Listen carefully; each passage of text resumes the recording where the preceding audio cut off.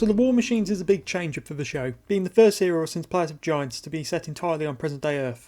Well, present day in 1966. So technically it's the first true serial to be set on present day Earth given the circumstances of the story of Planet of Giants, having the quartet shrunk to an inch. It's also the serial which begins Innes Lloyd's and Jerry Davis's era properly, with the previous three serials they've overseen together being leftovers from the previous era. Isn't it funny that there were more of John Wiles' serials overseen by Innes Lloyd than Wiles himself? Their era wanted a stronger focus on proper science fiction, with it introducing the base and the siege formula, but we'll discuss the bus formula when we get to the serials which use it. But for the moment, this change in the focus of the show led to the hiring of Kit Pedler as the show's unofficial scientific advisor, who came up with the idea for this serial, though it was written by Ian Stuart Black, who was also the writer of the previous serial, making him the first writer to write multiple serials in a row, although this idea is built around a scientific idea, so let's see how it holds up. So we begin with the TARDIS landing on Earth, but this time it's on location, before switching to the studio where the Doctor and Dodo show up. Oddly for this era of the show, it has a lot of location filming. The Hartnell era didn't really have many serials like this, so it's very refreshing. It's really taking full advantage of the fact that it's set on present day Earth. The opening scene is very fun, entirely due to the Doctor and Dodo's interactions. Without Stephen about, these two are allowed to interact one-on-one, which really allows them both to shine, especially Dodo. Well, I suppose you know where you are, my dear? London.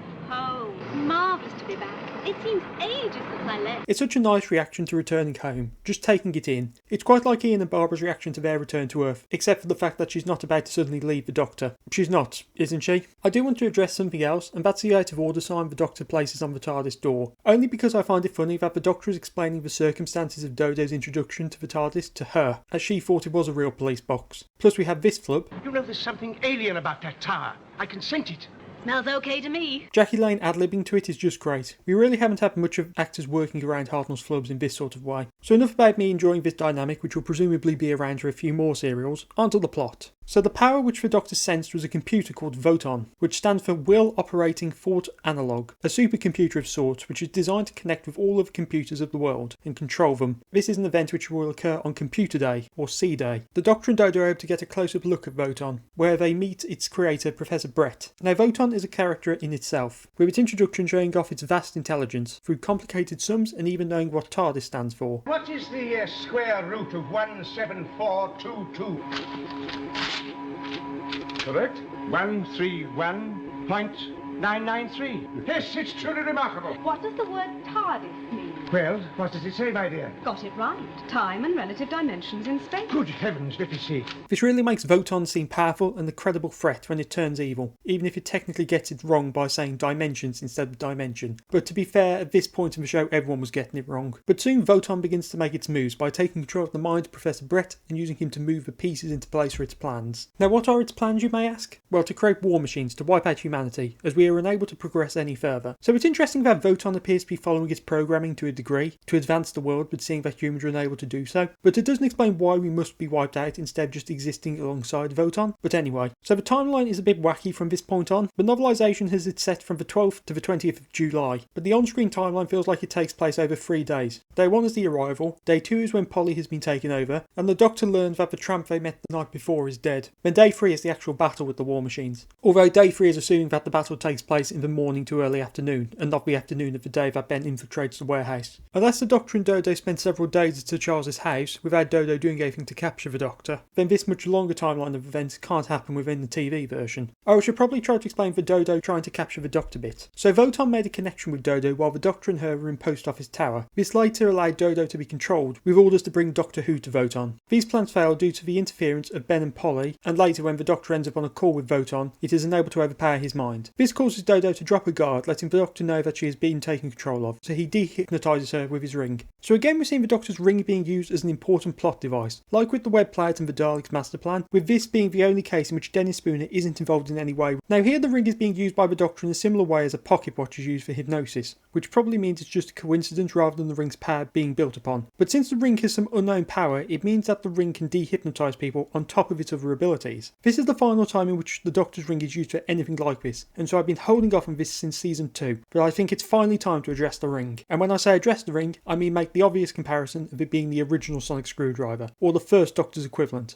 A plot device which can do anything the plot needs. So with Dodo dehypnotised, the Doctor has her sent away to recover. Presumably Jackie Lane had a holiday. A bit late in the production block, but okay. With Dodo gone, Ben and Polly begin to really make their mark, being pushed strongly, which makes sense as they're both becoming companions by the end. They're quite different from the companions who have come before, Ben being a lot more street smart rather than book smart, and Polly being the people person of the two. Although I do think that Polly is a bit less well defined in this serial than Ben due to being brainwashed for the majority. It's a good pairing which allowed for them to work well in most situations. Ben spends the serial trying to get evidence for the Doctor, with Polly being brainwashed by Votan, but does manage to resist it somewhat as there is a moment where she sees Ben trying to escape but does nothing to stop him. This allows for Ben to report the situation to the Doctor and Sir Charles, allowing them to take action. And this is where the action really gets going in the serial, with what is a sort of proto-unit serial, with the army being called in to fight the War Machine. The last few minutes of episode 3 are very intense, with the War Machine just destroying the army despite its clear lack of ability to actually do that effectively. This all leads to the cliffhanger. Everyone runs, but the Doctor remains and walks towards the oncoming War Machine, standing strong against the threat. This is definitely one of the first Doctor's greatest and most defining moments, not running when the threat is in front of him, and preparing to face it. Perhaps Hartnell's last great moment. Unfortunately, this cliffhanger is a bit of a letdown in the following episode, as it turns out that the Doctor somehow knew that the War Machine was going to stop working. Admittedly, plot-wise, I do think this is a bit confusing, given that the War Machine had no problem killing the soldiers, but then stops when it gets to the Doctor, with the Doctor saying that it hadn't been fully programmed, so it didn't know what to do next, but why? I mean, I understand the programming bit, that makes sense, but why it stopped when it got to the Doctor just doesn't. It feels underexplained, like perhaps if the War Machine knew it wasn't meant to kill the Doctor but didn't know what to do if it found him, but that's not the reason given. Episode 4 is a lot more action-packed than the previous 3, featuring a lot of location filming for the battle against one of the War Machines. Polly is barely in this episode, but Ben is very prominent, being the one to put the last piece of the trap for the War Machine in place. The Doctor also gets to do a lot more than he previously has, using his scientific and technological knowledge to reprogram a War Machine so it can attack Votan directly. There's a good sense of a ticking clock in the background of this episode, with no one quite being sure how they're going to stop Votan, but the Doctor is presented as being one step ahead, knowing just how to counter Votan and win, but has to fight against the Ministry to get what he needs. It does make the victory feel earned, with it properly using the Doctor's knowledge in a way which hasn't quite been before. The serial does break down quite well into setup, then doing stuff, and then the battle. Dodo does sadly get sidelined, but she is quite strong in the first episode, with her performance being very energetic, and working off Hartnell well. Not to mention when she's brainwashed in episode 2, giving off this really creepy vibe. Despite all I have to say in this serial's favour, it has one massive problem, and that's how Votan is a complete idiot. To explain what I mean, Votan makes its move to create the War Machines and kill humanity, but we know that Votan was planned to be connected with all of the computers on C-Day, this occurring in about 4 days. So instead of waiting, Votan decides to launch an attack on humanity, days before it would be given near complete power over humanity. Despite being this incredibly smart machine, it makes this stupid mistake due to impatience or something. There's no reason given why it would make this mistake. We have no reason to believe that Votan wouldn't know about C-Day, given that's basically its entire reason for being. The thing that makes this worse though, is that it's something the serial could have addressed, acknowledging that Votan has done this, showing the weakness of computer thinking. That would fit in with the serial somewhat, as the serial has a wary approach towards technological advancements with computer intelligence. Showing it as a flawed rather than just evil thing would be interesting, showing we have a long way to go until we can make machines that can think like us, despite how smart it may seem. I will also mention that when the War Machine is sent by the Doctor to destroy Votan, he seemingly doesn't show much interest in the lives of the people in the tower. Ben rescues Polly against the Doctor's orders, but nobody shows any care for Dr. Brett or his assistant, who is in fact killed trying to stop the machine. This is a bit out of character. It would probably have been better if he had sent Ben to rescue them in secret or something. This is kind of made worse given that this was written by the same writer as The Savages, who had the line, They are men, human beings, like you and me. But we've got 2 new companions to join the TARDIS crew, so with the plot over, the Doctor returns to the TARDIS to await Dodo's return. Ben and Polly run up to him, both to say goodbye and to inform him that Dodo has decided to remain in England.